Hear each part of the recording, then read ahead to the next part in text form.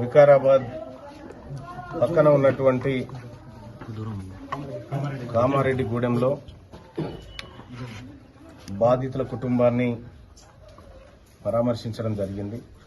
హైదరాబాద్లో మేడిపల్లిలో మహేందర్ రెడ్డి అనేటువంటి ఒక నరరూప రాక్షసుడు మా బీసీ బిడ్డను ముక్కలుగా నరికి, మా స్వాతి అనేటువంటి యాదవుల బిడ్డను ముక్కలుగా నరికి పైశాచికంగా వాళ్ళ కుటుంబం అంతా ముందే కూడబలుక్కొని ఇందులో ఈ హత్యకు పాల్పడ్డారు. ఈ హత్యకు పాల్పడ్డ తర్వాత నేను ఇప్పుడు బాధితులతో మాట్లాడితే చెప్తున్నటువంటి ఘటన ఏంటంటే, ఈ కుటుంబం అంతా మహేందర్ రెడ్డి కుటుంబం అంతా ముందే గ్రామం నుంచి వెళ్ళిపోతారు. ఆ నైట్ హత్య జరుగుతుంది, వాళ్ళు పరారీలో ఉంటారు. వెంటనే ఇంకొక రెడ్డి గారు మేడిపల్లి సిఐగా పనిచేస్తున్నటువంటి గోవిందర్ రెడ్డికి ఫోన్ చేసి బాధితుడు ఎవడైతే హత్య చేసిండో నిందితుడు వారిని సురక్షితంగా కాపాడి ఒక్కడిని మాత్రమే జైలుకు పంపుతారు. ఇక్కడ ఇంటోళ్ళందరూ బదురుకొని ఆ హత్యను చేసినటువంటి ఆరోపణలున్నాయి. కంప్లైంట్ కూడా అట్లాగే ఉంటే మేడిపల్లి సిఐ అలాగే పోలీసులు, అగ్రవర్ణ పోలీసులు, రెడ్డి పోలీసులంతా కూడా ఈ కేసును తప్పుదారి పట్టించే ప్రయత్నం చేస్తా ఉన్నారు. దీన్ని రాష్ట్ర వ్యాప్తంగా తీసుకుపోతాం. ఎట్టి పరిస్థితుల్లో బాధితులకు న్యాయం జరగాల్సిందే. ఈ హత్యను తప్పుదో పట్టిస్తున్నటువంటి మేడిపల్లి సిఐ పైన కూడా హత్యా నేరం పెట్టాలి. ఇందులో అతన్ని కూడా పార్టీ చేయాలి. ఎవరెవరైతే అధికారులు ఇన్వాల్వ్ అయ్యారో వాళ్ళని చేస్తాం. ఖచ్చితంగా ఇక్కడి నుంచి చెప్తా ఉన్నాం, ఈ రాష్ట్రంలో ఏ బీసీ వాడి తెరువు వచ్చినా, ఏ బీసీ వాడి తెరువు పోయినా రియాక్షన్ అదే స్థాయిలో ఉంటది. మీరు ఇంకా బీసీలను బెదిరించుకుంటూ అనగదొక్కుతాం, ఇంకేదో చేస్తామంటే ఒప్పుకోవడానికి సిద్ధంగా లేము. అధికారులకు కూడా ఖబర్దార్ చెప్తా ఉన్నా, ఎన్ని రోజులు మీ ప్రభుత్వం ఉండదు, మా ప్రభుత్వం వచ్చినాక మిమ్మల్ని ఖచ్చితంగా ఏరుతాం బిడ్డ. మీరు ఎక్కడ పోయినా కూడా మా వాళ్ళకు అన్యాయం చేస్తూ, మా వాళ్ళకి ఇబ్బంది పెడుతూ, ఆ తల్లి గుండె కోత, ఆ తల్లి బాధ ఎవరికి తెలుసా? రేపు మీ ఇళ్లలో జరిగితే తెలుస్తుంది. అదే ఒక దిశను అత్యాచారం చేసి హత్య చేస్తే ఎన్కౌంటర్ చేస్తారు.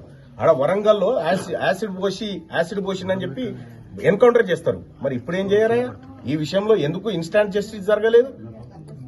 అంటే అక్కడ రెడ్డి వాళ్ళ అమ్మాయిని చూస్తే ఇట్లుంటదిరా ట్రీట్మెంట్ అని చెప్తారు. ఇక్కడ ముక్కలుగా నరికితే కూడా మీకు సేఫ్ గా జైలుకు పంపిస్తాం బిడ్డ అని చెప్తారా? ఇదా చెప్పదలుచుకుంది రాజ్యం మాకు? అందుకోసమే మేము చెప్పదలుచుకుంది ఒకటే, ఆ కుటుంబాన్ని మొత్తం తక్షణమే అరెస్ట్ చేయాలి. ఆ కుటుంబాన్ని తక్షణమే అరెస్ట్ చేసి అందులో ఎవరెవరైతే బాధితులను తప్పించడానికి ప్రయత్నం చేసిన పోలీస్ అధికారులు ఉన్నారో వాళ్ళని కూడా ఖచ్చితంగా ఈ కేసులో ఇంక్లూడ్ చేయాలి. దీన్ని వదిలిపెట్టే ప్రసక్తే లేదు.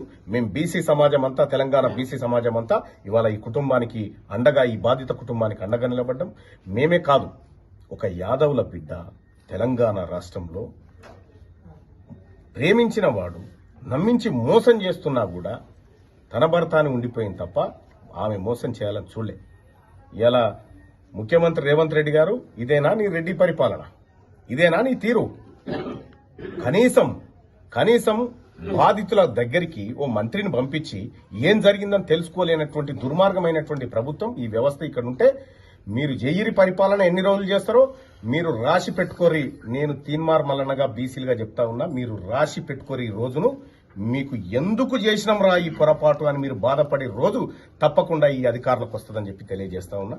అలాగే బాధిత కుటుంబానికి కూడా మేము ఇప్పుడే కాదు, ఇక ముందు కూడా ఈ అంశాన్ని ముందుకు తీసుకుపోయి రేపు అండగా నిలబడతాం. అవసరమైతే ఢిల్లీ స్థాయిలో కూడా ఈ అంశాన్ని తీసుకుపోయి మేము పోరాటం చేస్తాం.